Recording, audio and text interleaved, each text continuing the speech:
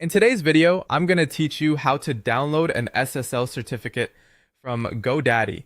If you need to install your SSL certificate on a server, move it to another environment, or simply keep a local backup of the certificate files, this is a straightforward process once you know where to look.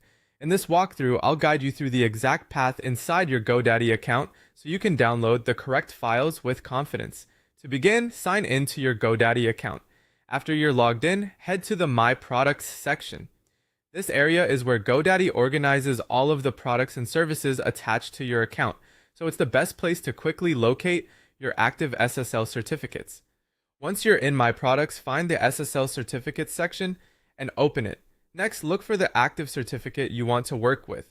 Make sure you choose the correct one, especially if your account contains more than one certificate for different domains or environments. When you find the right SSL certificate, click Manage next to it.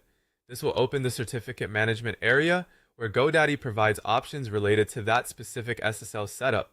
From there, click Download. At this point, you'll usually be asked to choose your server type. This step is important because GoDaddy formats the certificate package based on the platform you plan to use. For example, you might choose Apache Nginx or IIS, depending on the web server your site is running on. If you're not completely sure which one to select, it's a good idea to verify your server environment before downloading, since using the correct format can save time during installation. After selecting the proper server type, click Download Zip File. This will save the certificate package to your computer as a zip archive. Inside that zip file, you'll typically find the main certificate file, often with a .crt extension, along with bundle or intermediate certificate files that may also be required during installation. It's a good idea to store these files somewhere easy to find and secure, especially if you'll be using them right away or may need them again later. And that's it. Once the zip file has been downloaded, you'll have the SSL certificate files locally and ready for installation or backup.